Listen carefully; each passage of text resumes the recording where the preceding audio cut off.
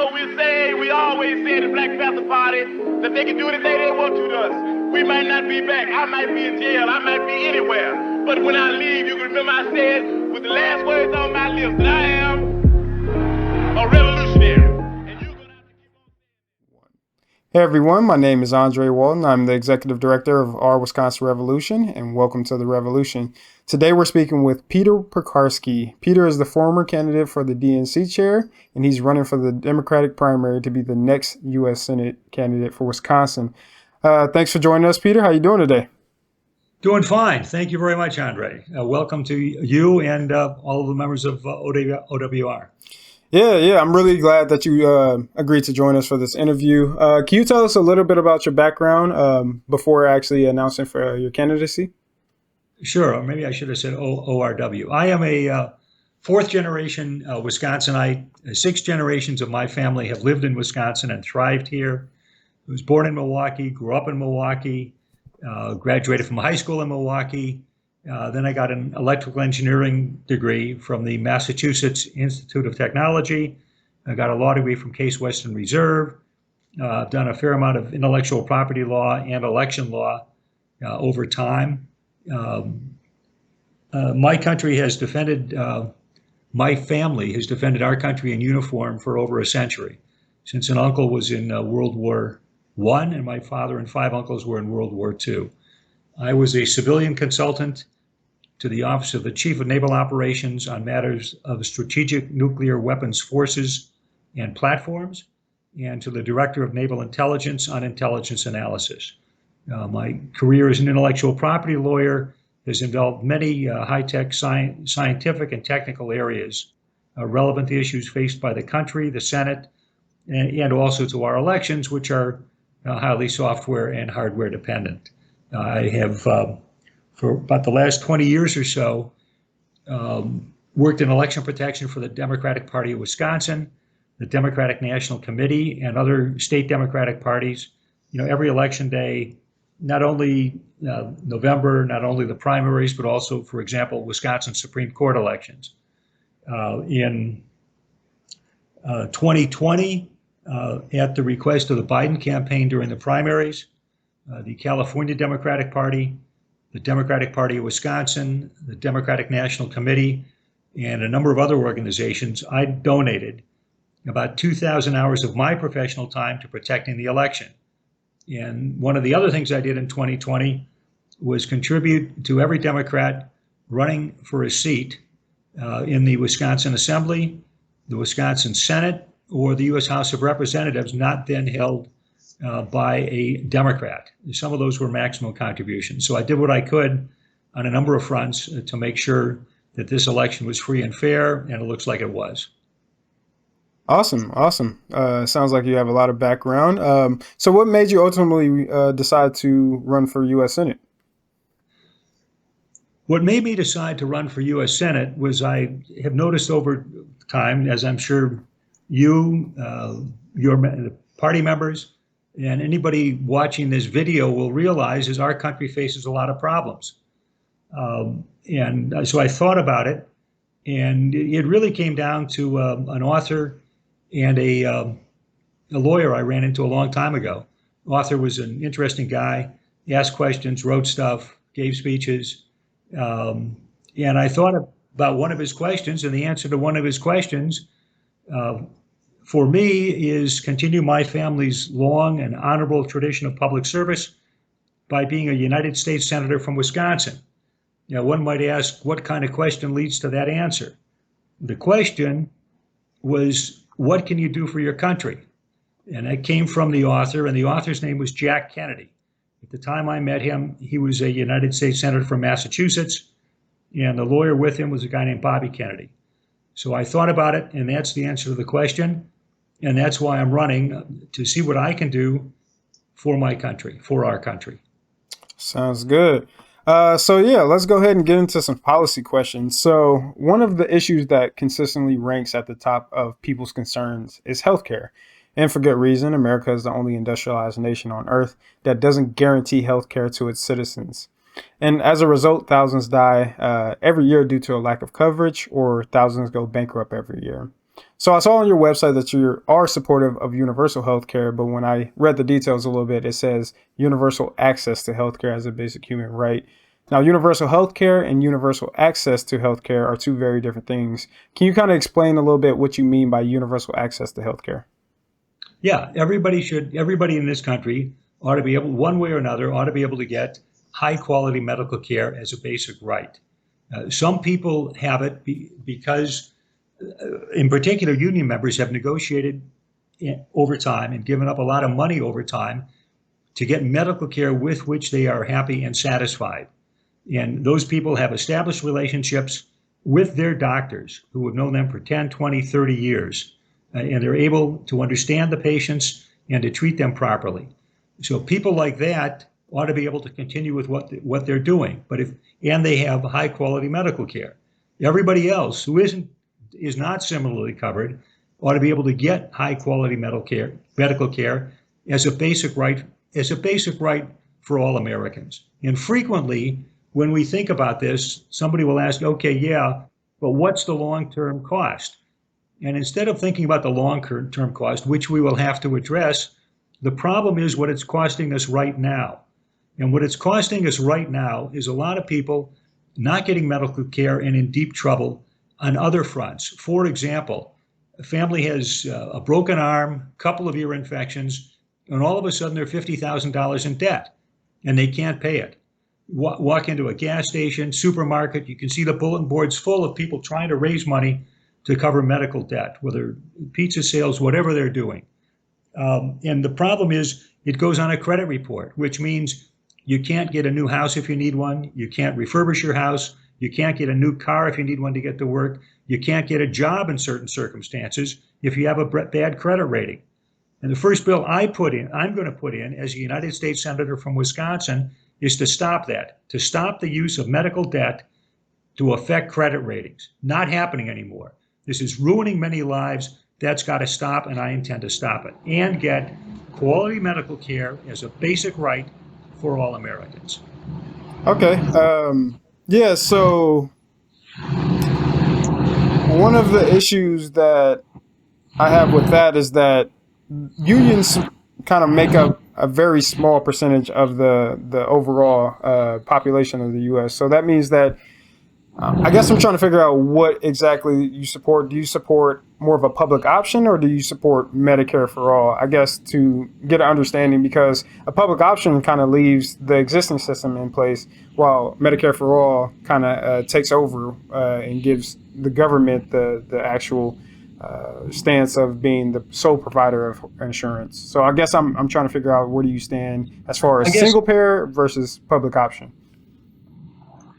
The government is the one that's going to have to guarantee the high quality medical care to all Americans. Those who have medical care, and let me point out, part of the problem is here, unions have given up, hardworking laborers have given up thousands of dollars for a long time. It is not likely that somebody's going to say, yeah, great. For the last 30 years, you gave up $5,000 per year of income so you could get decent medical care. And so that's $150,000. Nobody's suggesting that to put everybody on one government system, somebody's going to refund $150,000 with interest for 30 years to people. That's probably not happening. Nevertheless, those people have put themselves in a position where they have high quality medical care. Everybody else who is not in that position, as a basic right, as somebody in this country, is going to have to get high quality medical care. And it looks like it's coming from the government. However that gets sorted out, whatever you call it. Okay, so everybody in this country, as a basic right, you mentioned we're the only industrialized country in the world without quality medical care for all of its citizens, for all the people in the country. That's changing. One way or another, everybody is getting high quality medical care as a basic right in America. Okay. All right, so let's move on to the next question. So the last time the minimum wage was actually increased was back in, I believe, 2010, and that was under Obama. Do you support an increase to the minimum wage? And if you do, at what rate do you increase, or at what rate do you think it should be increased to? Yes, I do support an increase in the minimum wage. That has got to be studied. My sense of it is that it is in excess, and perhaps well in excess of $15 an hour. A lot of people are talking about $15 an hour. The problem with $15 an hour for me is that translates, if you're working 2,000 hours a year, 40 hours a week, 50 weeks, because that translates to $30,000 a year.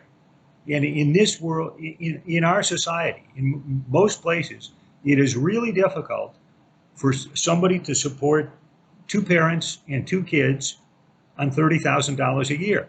It just, there may be some places where you can do it, but in general, it's not happening, which says to me that $15 an hour is not enough.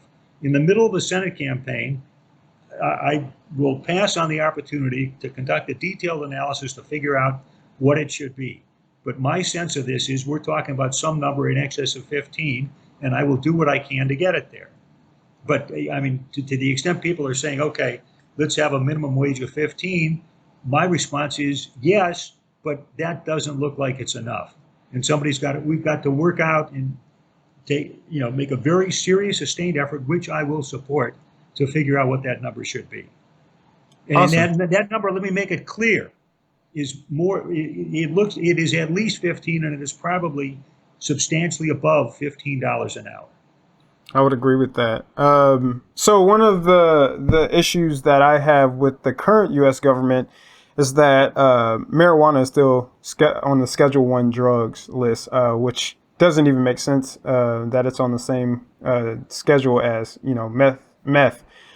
So I feel like it's really difficult to address racial justice without advocating for the legalization of cannabis. So my question, are you in favor of the legalization of cannabis? And I guess the follow-up question to that is, how would you see the use of the revenues made from the legalization of cannabis? Where would you like to see the revenues used from those sales if it were legalized? Let me talk about legalizing cannabis. Yes, it should be legalized in every state and federally. The federal statutes, which are interfering with what people are doing in some states, and some states, which have legalized it, but it's not federally authorized, that should stop. It should be legal as a matter of state law and as a matter of federal law. There is a further issue, and that is those laws have been used to severely and substantially disadvantage a lot of people of color in this country who are in jail today for no reason other than, sorry about that, for no reason other than they were picked up for a nonviolent personal use of cannabis, marijuana, okay? Those people should be put back into society, all right? These are nonviolent people, okay? All they were doing, whether they were smoking it or just had it, they had some marijuana or cannabis. Their records should be expunged, because if you got a record, you got difficulty going and getting a job. Those records should be expunged. Those people should be out of jail. We should do whatever we can to help all of them, to help these people get back into their communities and be upstanding citizens. I mean, that's my view of it. There may be one other, what are we doing with the money we raise from cannabis? There are all kinds of things that could be done with it. I mean, I guess I got to give some more thought as to whether it should be earmarked for something. I mean, as far as, you could earmark it for what I just said. That is training and educating the people who are coming out of jail. And again, there are a lot of people of color who are in jail because they got convicted of a nonviolent possession of marijuana. Maybe it goes to them, maybe it goes into general revenues. Now, I think I want to give some more thought as to exactly where the money goes. But the principal thing is, A, it's legalized, and the records, the people who are in jail because of nonviolent use, personal nonviolent use, are out, and those records get expunged. They can go ahead with their lives, and we ought to do whatever we can to make it possible for them to go ahead with their lives on a nice basis as soon as possible. Yeah. I hope I've addressed all the issues that you wanted me to address with respect to that issue. Yeah, most definitely. You definitely answered my question. I think it definitely does need to be addressed, and we can definitely find ways to use the revenues to actually benefit those most affected by the drug war. Gonna pivot a little bit. I think one of the biggest issues that I think you would agree with is climate change. So experts have estimated that we have less than 12 years to seriously address climate change before we have irreversible damage.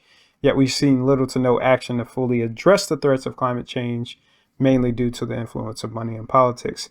What do you think is the best way to bring climate change back to the forefront and make it a top issue for the U.S. Senate? We're going to have to pay attention to it. One of the things we're going to have to do is to shift a lot of our energy usage to electricity, whether it's cars, buses, trucks, passenger rail, residential and commercial energy uses. We've got to do whatever we can to shift to renewables, which means solar, wind, and hydro. And to distribute that power, we have to complete the national electric grid, which is not totally complete right now. My degree in electrical engineering from MIT gives me precisely the kind of expertise needed to understand the issues, and particularly to participate fully and aggressively on the Senate Energy and Environmental Committees in the fashioning of legislation to make this country pay attention to climate change and do something about it now. So things have got to get done now, and I intend to get in there and use my background to do that. Sounds good. I think, I kind of just hinted at this. I think one of the major reasons that we aren't seeing real action is due to the influence of money in politics. And there was actually evidence back before the passing of Citizens United that Republicans were starting to address climate change. But after the influx of money, dark money, and influence of money in politics, they started to shift away from that. So my next question is clearly about the influence of money in politics. In your opinion, what is the best way to address the issue of money in politics and reduce the influx of dark money coming into our system, influencing our political system? Let me make it clear. I do not take corporate PAC money, period, end of story. I think that to the extent we can work this out, campaigns for public office should be financed by the public, whether that means a subsidy from the government to every one of the candidates, however it gets worked out. We're all familiar with the saying, he who pays the piper calls the tune. And it's time for the people of this country, if they have to take their own money, maybe they take some of that money from the legal sale of cannabis and marijuana. That's redundant. But anyway, maybe they take some of that money and put it into this. Another thing that ought to happen is to recognize that one of the large costs in a campaign is radio and TV time. All of those people with a license to broadcast radio and TV are doing so using a public asset. That public asset is the spectrum, the radio waves. They all have licenses in the public interest, convenience, and necessity. One way to work out part of this, in addition to public financing, is to provide free radio and TV time to all the candidates running for office. Now, it's difficult to work it out, but it's got to get worked out. And the point is, those broadcast licenses are in effect licenses to print money. Everybody ought to make money. There's no objection to that. But the point is, they're using something that belongs to you and to every member of ORW and to every member of the public. And we ought to say, fine, that is our good. We're letting you use it, make tons of money with it. But when it comes to election time, you're given free airtime, radio and TV. And clearly, you're not going to be able to do this 24 hours a day, but work out some way to get free airtime, radio and TV to the candidates. And exactly how that works, particularly in a very heavily populated area with a lot of broadcast towers, like major cities, you got to figure out how that's going to work. But to the extent there can be public financing, and further take a public good, something that belongs to all of us, the airways, and use that to remove some of the influence of money in politics. In terms of dark money, there ought to be full disclosure. This dark money ought to stop. The deal is, if you're going for, as far as I'm concerned, and what I will try and do is make certain that if you're putting money into a campaign, however it happens, that gets disclosed. Right now, I think you file once every quarter. Well, that's got to happen. And there are special rules as to what happens like within a week or two of a campaign, but that has to be expanded to everything. If that money is, you got the money, spend it however you want to, but you're disclosing how much you're spending and who you're spending it for. I'm open to other suggestions, but that I think is those are among the things which have to be done to try and put this country in the control of the people. This is government of the people, by the people, and for the people. And that's one of the things that should be done to make certain that that's what happens going forward. Yeah, And that's one of the things that I'm going to try and do in the Senate. But go ahead. Sorry. Yeah, that's an interesting idea about the radio and TV. I never actually heard that idea. That's very interesting. So yeah, my next question is more of a personal question for me. So there have been calls to cancel student loan debt. Right now, there's about $1.9 trillion in student loan debt. I myself have about $39,000 in student debt. The question is, do you support the cancellation of student debt? And if not, what is your solution to deal with the student debt crisis?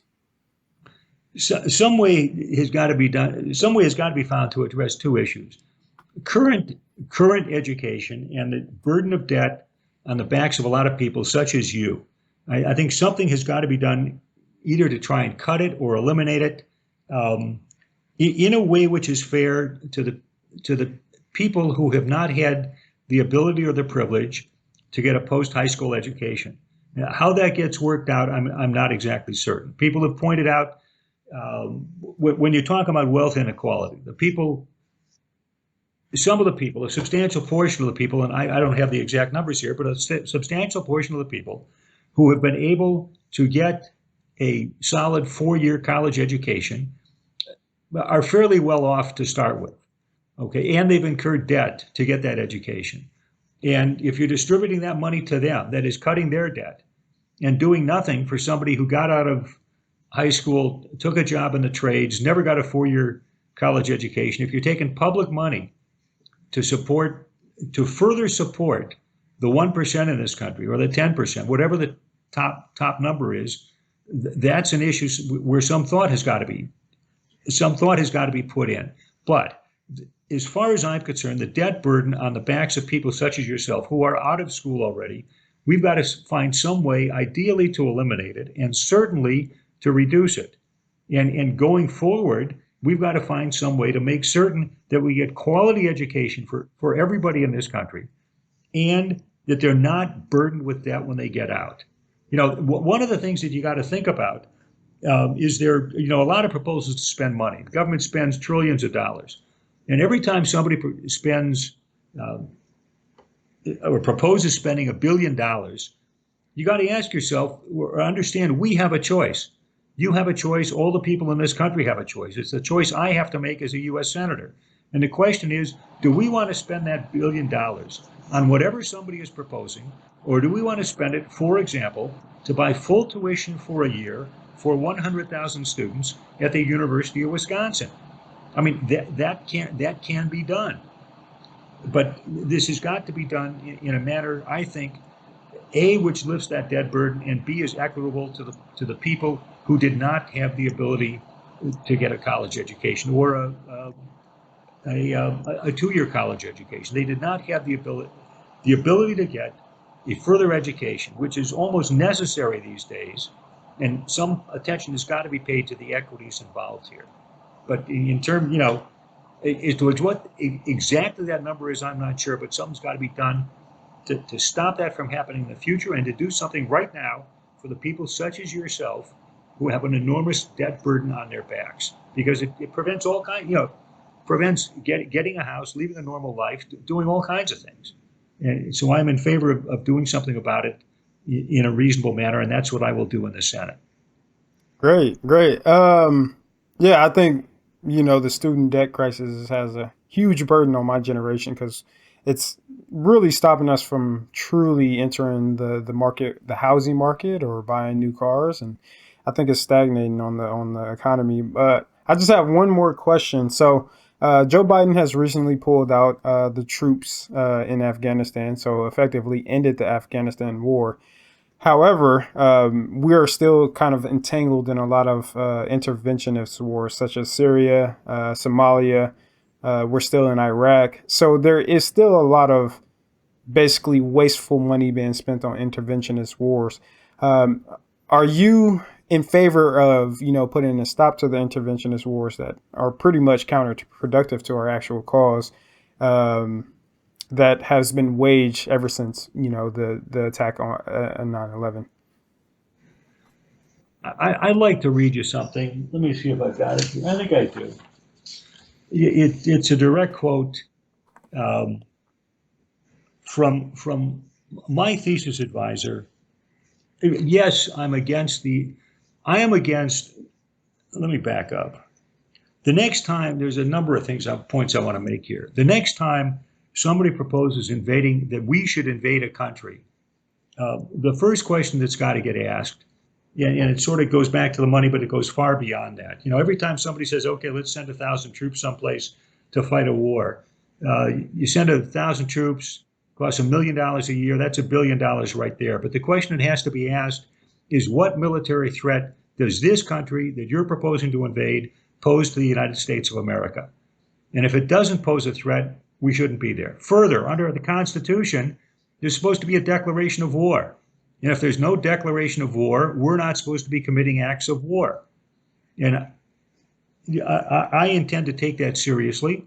As a U.S. Senator, I am pledged to support the U.S. Constitution. The president had a promise to preserve, protect, and defend the Constitution before we'd let him become president. And I intend, with my colleagues, to hold the president to that.